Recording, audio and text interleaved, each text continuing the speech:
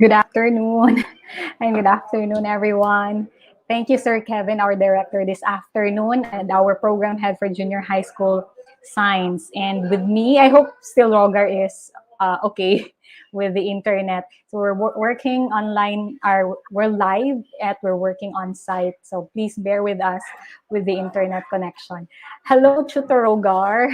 Hello, hello, Tutor Jen. Yes. Sorry, nawala ako. Akala ko ba't Yes. ang tagal kung So, nawala pala talaga ako. Pasensya na. Oh my Yeah. God. Sorry. Yan. So, Sige. ayun. So okay Hello, ka na, Tutor everyone. Rogar. Kamusta po tayo? Share. Isang mapagpalayang hapon sa inyong lahat. At nandito ako ngayon sa aming studio. Maraming salamat, Francisco Bangoy, National High School, na pinamumunuan ni Sir Rolando Capul. Maraming salamat din kay Sir Wee for allowing me to utilize this studio. Hello po sa inyong lahat. Yeah, at sana all my Tutor Jen? studio. Ako naman ay live ngayon sa laboratory. Yes, live sa laboratory ng Senior High School Department of Daniel R. Aguinaldo National High School in Davao City. So good afternoon sa lahat ng live audience natin. Ayan. So, ayun. Hello po sa inyong lahat. Okay. Yan. So, let's have our attendance, Tutor Jen. So, first is you need to Yeah. comment the following. Full name, of course, your section, your school, and the name of your science teacher so that we could able to recognize you and your school, and of course, your science teacher, grade 7 teacher, to be one of our mahusay students of the week. Right, Tutor Jen? Yes. Yes. So please comment your full name, section, your school, the name of your school, and the name of your science teacher. If you can tag him or her in the comment section, that will also be better. Alam mo, Tutor Roger, last week, I messaged one, I asking kung pwede siya ma-feature as one of the cuties of the week. Teacher pala. so, so sorry, sir. Okay. And then, yeah. Student pala, ay teacher pala yun si sir. And then our live session now is aired sa Facebook and sa YouTube. So please share our live session on your social media account and share it to your group chat or your Facebook group so that we will have as many learners as possible. We can reach as many learners for this lesson. And in the comment section also after having your attendance, please tag two friends or more in the comment section. Ayan. Kasi last week, Tutor Roger, no, the trend sa participation was better because of Yes. new students joining us in the live session. Yes, and we are very happy kasi mas dumagdag, maraming nagdagdag, maraming sumali, maraming salamat. I hope tuloy-tuloy po yung trend or shall I say trending. Gawin nating trending ang pagkatuto sa eTulay tutorial program, 'di ba? Yes. Okay, And so Tutor Roger, looking at the statistics last week, we even have schools using our session for their replay classes or remedial classes. So natin mga team, we have team replay ng mga schools. yes. And also, Tutor Jen, sa school namin, most especially sa science department, we made this as our enhancement and remediation for the students. Sinali namin ito sa instructional learning plan namin. So for that, the students could able to participate in the live or they could also review Yeah. and to have recap of the lesson. Kaya and for the parents. Yes. So excited na, Tutor Roger. We are now on week 5. And this week, we will talk about waves. We'll talk about waves around us. And our reference material this week is still from SDO Davao City, that is quarter 3, module 4. It's module 4, but we are now on the week 5 of quarter 3. So we'll talk Yes. about waves. And Chuturoga, what are our learning competencies? Okay, but before that, Tutor Jen, Hi, we should not I'm sorry. forget our mahusay duties of the Yeah. week and also the consistent, di ba? Coming from you, yan, consistent. Ito yung mga consistent students who always there for us from first grading or first quarter up to now. And also, we would like to recognize the effort of the following schools, and they were called as consistent schools. Diba? Okay, so to start with, unahin ko muna. Okay, so without further ado, let's recognize Royet Yambao, grade 7, section 1. His school is from Santa Lucia National High School, Division of Bulacan, Region 3. Wow, hello, hello. From Bulacan. I love Bulacan. Ang sarap ng kanilang chicharon. And their teacher or his teacher is Ma'am Rodora G. Zamora. Hello, hello po, ma'am. And his proud parents is Mrs. Bernadette and Mr. Roy Yambao. Hello po sa inyong lahat at congratulations, Royet. Pagpatuloy mo yan. And we have another chuti, mahusay chuti for quarter 3, week 4 is Ray Allen C. Cloza of grade 7, section Earth. That's from Godofredo Reyes Senior National High School in Camarines Sur, Region 5. Ang kanyang science teacher is si Sir JC, FC. Si Mr. Julius Cesar Cadasio, and the parents, you have Mrs. Reseline and Mr. Ronel Closas. Congratulations, Ray Allen, and the Wow, teacher and wow, biruin parents. mo. Yes, biruin mo, umabot tayo ng Camarines Sur at it's Region 5. Wow. Next is Freya Sherry V. Rimante, grade 7 Earth. Okay, I think Classmate. classmate sila na ni Cloza. Grade 7 Earth, National High School, Camarines Sur from Region 5. Okay, with her same teacher, Sir Julius Cesar and Cadasio, with her loving parent or guardian, Mr. and Mrs. Michael Remante. Hello po sa inyong lahat. Yes. And isa pa, we have si RK Kabuhat, yung name niya sa Facebook niya kasi RK, participative din ito last week. Si Ryan Christian, yung Ryan niya pala, I'm so sorry, may H daw yan. Chuturoga. So, si Ryan Christian Kabuhat, that's from grade 7E or Ipil-Ipil of Pulong Buhangin National High School in Bulacan, Region 3. Kanyang science teacher ay si Sir Sherwin S. Haldo. And parents niya is si Mrs. Cherry and Mr. Ruel Kabuhat. Congratulations, RK, kay Sir Sherwin, and the parents.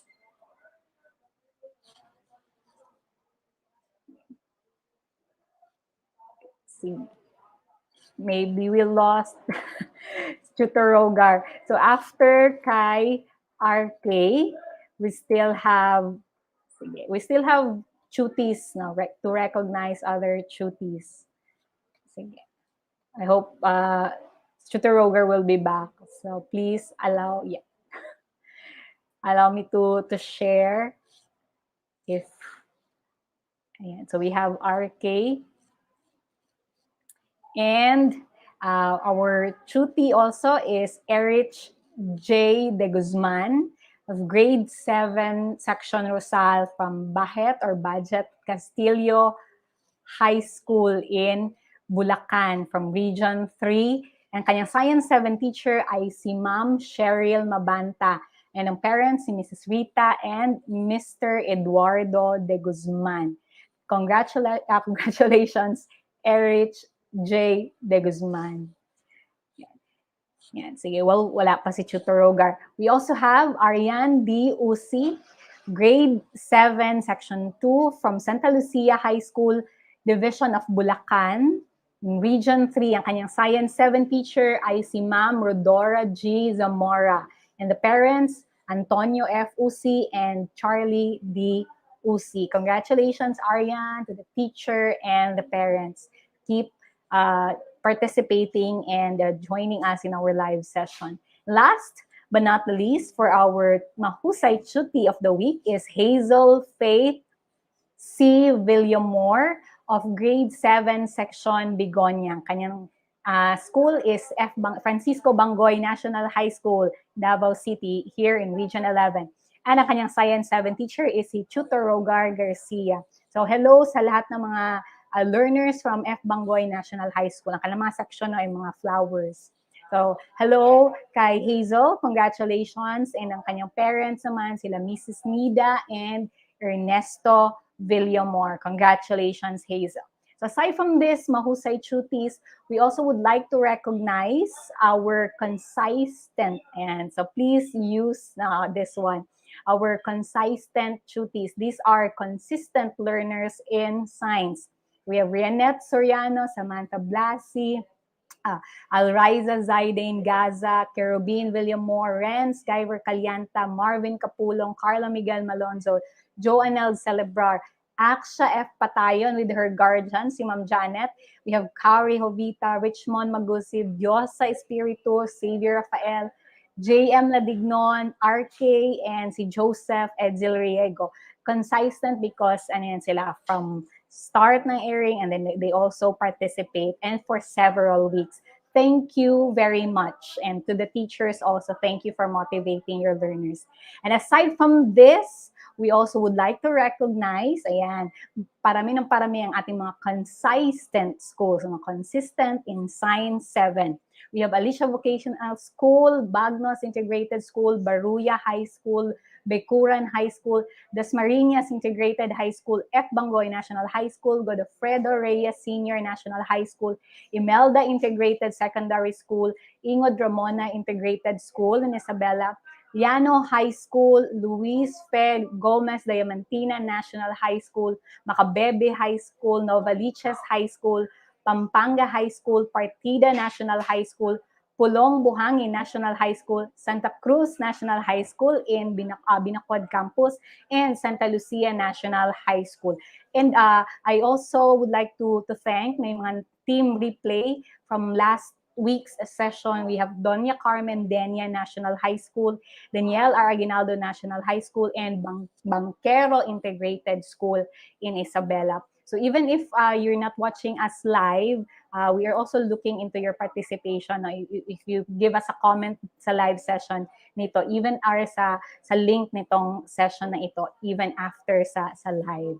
So thank you very much. And ayan, we are now on week 5. So we're looking forward to still having you with us for this week and in the weeks to come. So napakita natin kanina ang reference material is from SDO Davao City.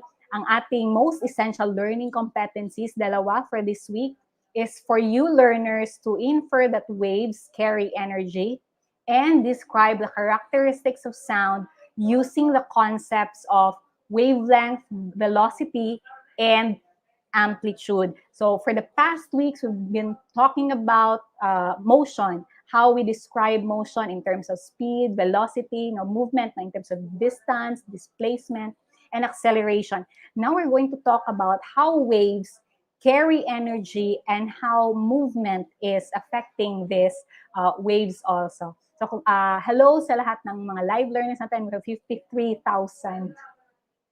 Okay, so our objectives this afternoon is for you to define the nature of waves, compare the types of waves, and describe the characteristics of sound. In particular, we are going to talk about an example of wave, and that is sound.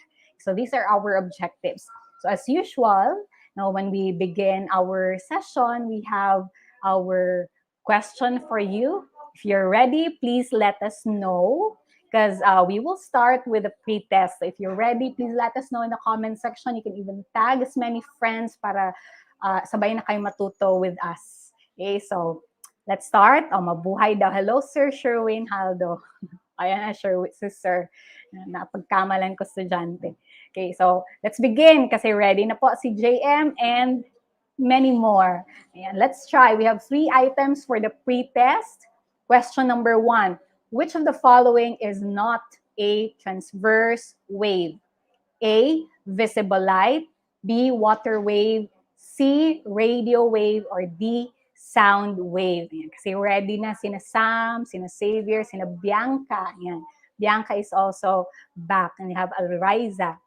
Sige. So which of the following is not a transverse wave? Yan, may answer na. So ang correct answer for number 1, and sumagot na. Let's see if you got it correctly. For number 1, answer is letter D, sound. Sound wave is not a transverse wave. Question number 2. Sige, okay lang yan. Magkamali kayo kasi pre-test pa naman ito. Okay, for number 2, which of the following travels as a mechanical wave? Hello, Tutor Tutor Rogar. Jen. I'm back. Yes. Sorry. Okay lang. So yeah, we're now on question number 2. Sige, Which of, go. which of the following travels as a mechanical wave? A, sun's UV rays, B, sound waves, C, radio wave, or D, X-ray? Which of the following travels as a mechanical wave? Tingnan natin if tama ang inyong sagot. Ayan, see. And special mention kay Ma'am Luz Eliza from Region 11, Nabunturan National Comprehensive High School. Siya po ang isa sa aking science teachers, kaya naman ba, nag-science major ako. Wow, Ayan. galing. So, ayan, tingnan natin yung sagot nila, Tutor Rogar. For number 2, answer is letter B, sound. Sound wave. Wow. Question number 3, Tutor Rogar. Okay, number 3. What happens to the amplitude when there is a high intensity of sound? A, there is a low amplitude. B, there is high amplitude. Letter C, there is static amplitude. Or letter D, there is minimal amplitude. Okay? So this is just pre-test. So don't worry if you got low score or mali kayo. We will going to discuss naman that one in our proper discussion. Okay, so what's your answer for number 3? Hello to everyone. Yes, Jercel Lloyd Gerance answered letter B. Okay, there's Ma'am Janet answered 3A. Okay, so what's the answer? The correct answer, it's letter B. There is a high amplitude when there is an high intensity of sound, because amplitude and the intensity of sound is directly proportional. Ay, nag-discuss na ako. Sige.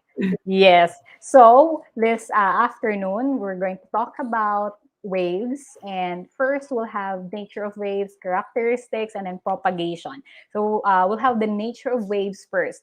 So, few things we have to recall, tandaan natin, is that waves can be formed anywhere. And I think the very common setting where we can see this is sa dagat, di ba, Tutor Rogar? Nagagaling mo lang sa Surigao. Oh. So waves can be formed anywhere. Although mas ma-appreciate natin siya sa pag nakikita natin yung waves sa dagat. It occurs when repetitive motion, which we call vibration, takes place. And there are waves that exist but cannot be seen. Okay, so again, they can be formed anywhere. It's formed by vibration, that's repetitive motion, and they can they exist. There are those waves that exist, but not necessarily na always na makita. So the question is, what really is a wave? When you say wave, it's a periodic disturbance that travels away from its source in which energy is transmitted. So please note, energy is transmitted because of wave. And yan, Tutor Rogar, so we have here a scenario. We have a boy and he's tapping his hand on the water, and there is, let me use a pointer again. There is a paper boat. Paper boat. Ayan. So, how does the wave transmit energy from one place to another? So, we have here boy. There's this water. Just to illustrate the movement, you have that curve. And here is the paper boat. So how does a wave transmit energy from one place to another? Now, Tutor Rogar will guide you through the analysis of the picture. Okay, so as you can see on the picture, I think the boy is like playing a paper boat. Now, in just simple activity, we were able to learn about how this wave transmit energy from one place to another. Okay, as the boy taps his hand on the wave, this will start a wave pulse. Okay, so again, as the boy taps, meaning yung sa tubig, nilalaro niya Mm. yung tubig, this will start a wave pa. So may wave na nangyayari. So it refers to a single disturbance that will start the series of disturbances or waves. So meron ng disturbance sa water because the boy interacts with water using by tapping his hands, right? And the wave pulse created by the boy's hand has put energy into the water, right? And this energy travels in the form of waves from one place to another. This transmission of energy makes the paper boat moves rather. So therefore, hindi niya ginalaw yung paper boat. Pero gumalaw ang paper boat because there is disturbances of water, and that's what we call the wave. So may transmission of energy from the boy to the water going to the boat. And that's the reason why the boat is moving. Yan. Yes, and ito, Tutor Rogar, Sam is saying that the illustration or the figure is similar to what they have done in their science class on experiment. Wow. Galing naman, Sam. Yes. Yan. Sige, okay lang yan. Yeah, we have, si Arian, okay lang late. We'll continue learning. So we're now on the types of waves. There are 3. So we'll talk about each type, one at a time. We have transverse, longitudinal, and surface waves. Wave. Yeah. Let's start with the transverse wave. Yan si Tutor Roger, may video nito. Ayaw niya natin i-share. For transverse waves, they happen when the waves travel in a direction that's perpendicular. So you have here, for illustration purposes, we have here your fixed point. No? Fixed point natin here. Yan, kung nasan yung pointer natin. That's your fixed point, and you have here a rope. Kasi move mo siya. Okay, pag move mo ng rope, you have here the direction ng movement ng rope and the direction of the movement of the wave. That is just to represent the wave in this figure. So the figure here is an illustration of a transverse wave where the rope here shown, the rope waves travel up and down. Now, if you move it, it will travel up and down, and the wave movement moves horizontally. So some examples of this type are, you have infrared and UV rays. So ito yung na-mention kanina na there are waves that exist but cannot be seen. So our eyes cannot detect this type of waves. But we have a transverse wave in this form. Sound is another example. No, we'll talk about sound later. So we have transverse waves. The second type is will be explained to you by Tutor Rogar. Okay, so the second type is longitudinal waves.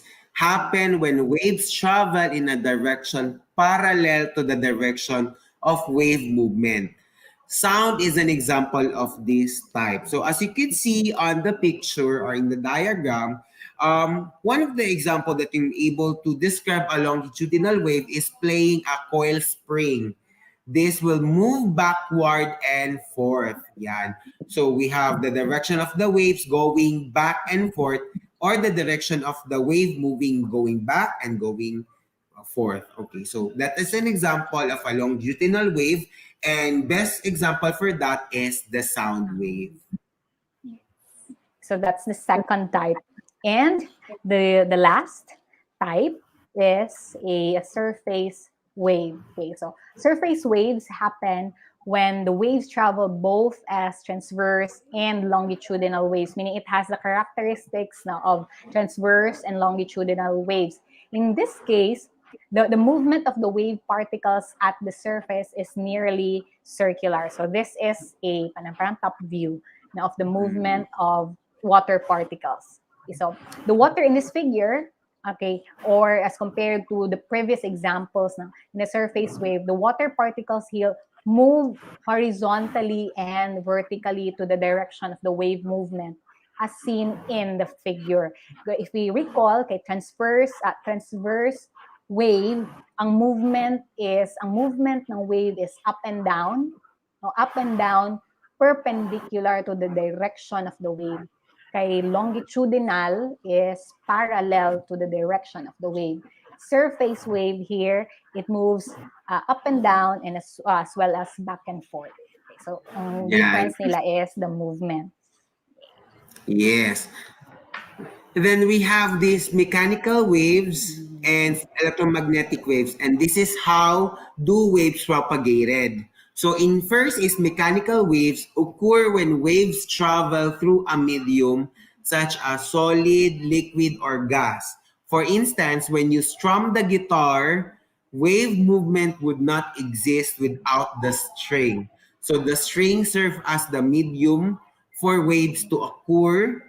Another example is the sound waves. So since sound waves is a longitudinal type, so it requires solid, liquid, or gas material such as air to propagate the sound.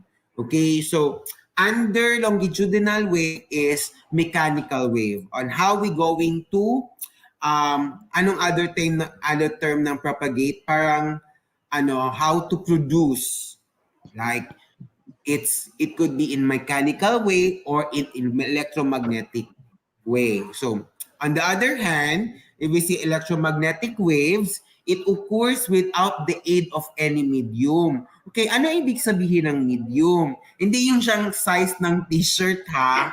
Kasi ako kasi dati when I was young, sorry sa ano ko, bagong ano kasi, bagong ano yung brace ko.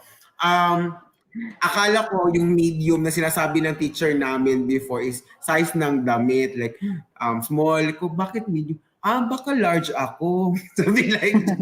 So, medium is an instrument that could be part of a certain situation. So for this medium is an instrument, or it could be a thing, could be solid, liquid, or gas. Yeah. So the waves existing in the sun's ultraviolet rays for the electromagnetic waves. It could be X-rays, it could be radio waves, are example of electromagnetic waves, and also the sun's ultraviolet rays. Okay, again, there's no medium for electromagnetic wave, only for mechanical waves. Those are two things on how we going to propagate or to produce wave.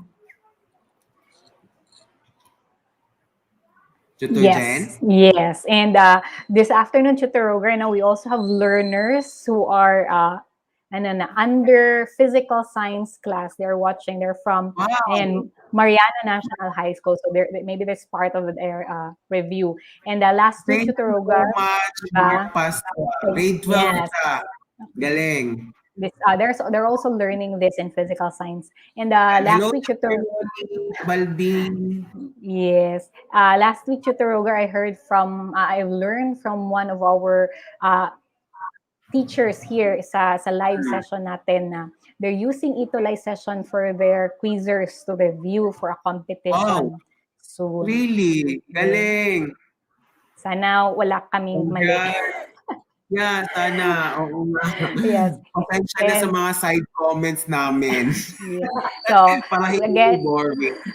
yeah, so ayan na po, we talked about the types of wave. We have transverse, longitudinal, surface waves, and we have here means of waves to propagate. That's mechanical or an electromagnetic wave.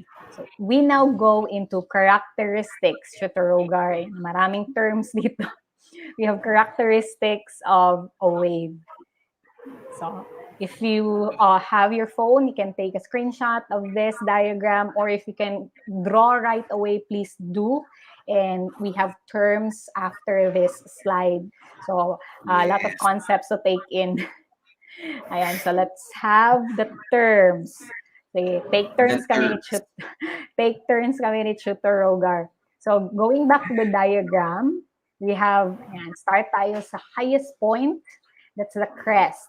Now the point at the highest part of the wave here, the highest point. So if they're familiar, sa dagat, the highest point, that's the crest. Now the highest point of the wave. Next, Tutor Rogar. So we have the trough. Okay? It's the lowest point of the wave. Yan.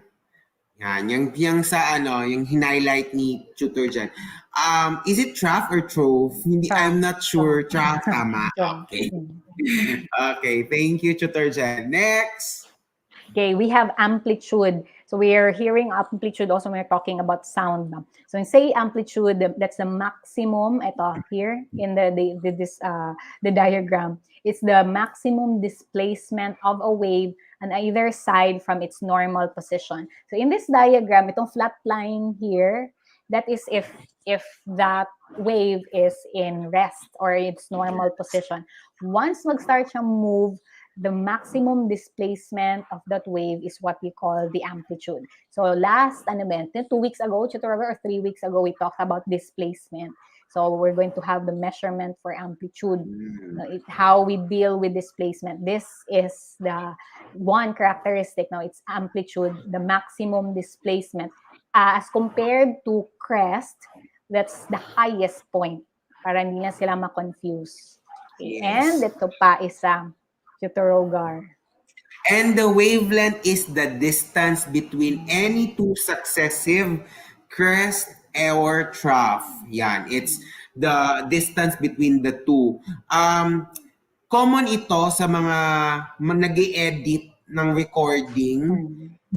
Diba? May nakikita kayong parang graph sa LCD screen ninyo or sa computer mag-monitor. May mga ganun, may movement, something like that. So, common ito sa kanila. And just to know na para yung may music ba or wala kasi may movement. Kung wala, tama yung sinasabi ni Tutor Jen, pag straight line lang siya, meaning no voice at all or no sound at all. Yan. So we have again crest, trough, amplitude, wavelength. We still have two more terms. We have frequency. Gaano kadalas, karami. Frequency, the number of waves that travel at a particular point for every 1 second. So if we are going to go back to the diagram from this point and this end, how if that is a particular point we are considering, itong line, how many waves do we see for every 1 second? So may fixed point, diba? Balik tayo sa start ng quarter ulit, Tutor Rogar, we talked about reference point. Okay, so how do we know we're moving? So may reference point tayo dapat. So if we talk about the points here, ito, and your endpoint, so how many waves do we see for every 1 second in that particular point? So the number of waves that travel there is what we count as the frequency. Yan. And speaking of number, we have the period, which is the time covered for one complete wave to travel at a certain point. So the term there is period. Okay, it's the time covered for one complete wave to travel at a certain point. Yan. So I hope you've able to familiarize the following terms needed for our discussion because these terms are really important in learning waves. Yeah. So wala naman sa competency nila Tutor Rogar na yung computation, pero this is a baseline concept na when they go to a higher competency, they still have to remember this. Kasi these things or these terms will be met na soon in their senior high or in their Yes. college years. So wag po natin yung kalimutan because those are basic pa naman. Yes. Okay, so we proceed kasi ito pa na sa wave pa ito in particular, but we'll learn more about wave as we use sound, as we use sound as an example. So, kasi ito yung familiar sa atin, like now, you're hearing us, you're hearing your neighbors or your surrounding. So, let's talk about sound as an example and how it travels now in waves. So, I'm speaking now. You can try also speaking there while listening. Try to feel your throat. You hold it, here. When your throat is so, you hold here, sa my neck, and then try to feel.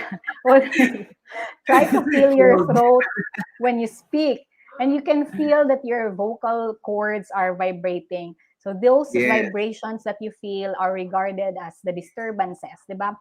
Repetitive motion, if we say vibration, repetitive motion, they are the disturbances that will eventually create the sound. Yan, may naririnig ka. So the vibrations here, the vibrations will now carry the energy to our ears and will be interpreted by our brain. So that's how Great. our organs and organ systems work together. Okay, so the sound waves would need a medium. Sinabi ni Chutoruga, hindi siya size. When you say medium, parang siyang, parang ano yan, daanan, ganun. So in medium in the form of a solid, liquid, or gas. And alam natin, if you tap any surface now, where you're seated now, or yung hinahawak mo, you tap your ball pen on a table, and you can hear a sound. The sound that you heard is caused by that vibration. So sound here, as an example, cannot travel in a vacuum. So it's a mechanical wave, diba, Chuturoga? It needs a medium. It needs a platform para dun siya mag-transmit. Ito na-mention mo, Chuturoga, yun sa second paragraph. Yes. Okay. Sound is an example of longitudinal wave where sound waves travel in a direction parallel to the direction of wave movement. It is also classified as mechanical wave since it needs a medium to propagate. So, yun, again and again, mechanical wave and longitudinal wave. An example for that is sound wave. Next. Yes, so wavelengths, ito na, Chuturoga, frequency and pitch. Frequency and pitch. So, when we're talking about the wavelength, na-define natin kanina, di ba, say wavelength, that's a point from one crest to another or from one trough to another. So, the wavelength of a sound is determined through its frequencies, the number of waves passing a particular point. When there is a high frequency, such as this one, in the diagram above or the drawing above, when there is a high frequency, the wavelength of sound is smaller. Ayan, this is from one trough to another. The wavelength of sound is smaller, while a low frequency sound has a greater wavelength. Okay. So those frequencies are perceived through pitch. And alam na yan ni Chuturoga kasi singer din yan, choir member. So when we say pitch, it's the highness or the lowness of a sound. A high Correct. pitch means it has a high frequency like this, while a low pitch sound has a low frequency. So the illustrations here will help you remember. High frequency, shorter wavelength. Low frequency, higher. Here, the diagram from one trough to another, that's bigger wavelength. And speed, ano yung speed of sound naman, Chuturogar? So if we say speed of sound determines how fast or slow sound travels. It is dependent on the kind of medium it travels. Hence, since sound travels fastest in solid, since its molecules are closely packed and slowest in the air since its molecules are loosely packed. So balikan natin yung matter, di ba? in solid, it has really intact molecules compare mo sa air or liquid. So that's why speed of sound really travels fastest compared to water or to liquid or gas. So mas mabilis talaga in solid. Yes, sound travels faster in solid. So we have also application this time, Tutor Rogar, no, pag sa sound, pag sinabi natin amplitude, na-define natin kanina si amplitude. But this time, what is amplitude when we speak of sound? We say loudness and intensity. Gaano siya kalakas or kahina. So that's when it comes to sound. Intensity is the amount of energy that is transmitted. And pag si Tutor Roger kumanta, and dito yan pwede sa soft sound or sa loud sound. Pag ako kumanta, dito yan sa noise. Classify. So we have amplitude and intensity of sound. And so practice, Tutor Roger. Our time is almost up. So you can still have 5 questions. Yan. Yes. Okay. So we have this one, number 1, which has a higher frequency. Ayan, so it's been discussed by Tutor Jen. Is it A or B? Choose.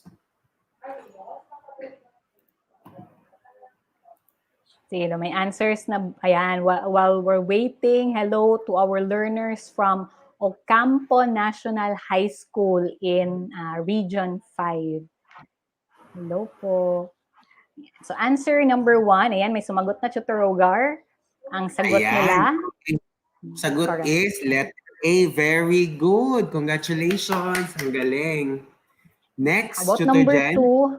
Yes, number 2. Which of the two has a softer sound? One with fewer frequency, ang isa has a higher frequency, which has a softer sound.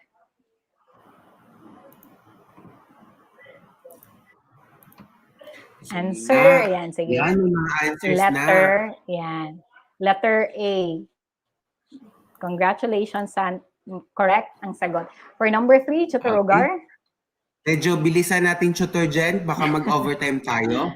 Which medium can sound travel faster? So, ito yung diniscuss ko. So, as you can see, in letter A, siya, what kind of state? B, ano siya, what kind of state? A or B, the correct answer for number 3, it's letter. Okay. Answer. The correct letter B is solid. Solid state of matter. Okay, next, Tutor Jen. Yes, for number 4, which has a higher amplitude. Okay, higher amplitude. Yan, ang sagot nila. We'll see if you got it correctly. For number 4, the answer is letter B. Yan. And last item, Tutor Rogar. Which has a smaller wavelength. Okay. Again, smaller wavelength. What's the answer? Okay, the correct answer for number 5, it's letter. Very good. It's letter B. Yan. So congratulations, and ayan, Tutor Rogar, we'll end up to this point and the let us practice section. So maybe the assessment, we'll have it next time, as it's our airing time is up already. So we'll leave you with a okay naman yun, yun na rin sila, diba? Yes. Okay naman yun. Okay, so quote for today is, you can't stop the waves, but you can learn to surf. So on my takeaway nito is that you cannot stop the problem. Actually, you cannot stop all the trials in you. However, you can learn how to get with the we could able to go with the flow. You cannot do anything the problem. Just pray and learn to surf out of those problems that you have. Right? A very nice quotation, Tutor Jen. Yes, I'm sure si John Robert Embolode can relate to this quote. And our learners from the different schools. So see you again next week. But before anything else, please do not forget to share your insights by using our hashtags, hashtag Science E2Ly7 and hashtag Science Tutor Rogue Gen. Ayan, nasa screen po niya yung color orange. Please use that and we'll see your insights, your learnings from today's session. Even those who are in the team replay, please do. Once again, I am Tutor Jen from SDO Davao City. I am Chutaro from SDO Davao City. Thank you so much and God bless us all.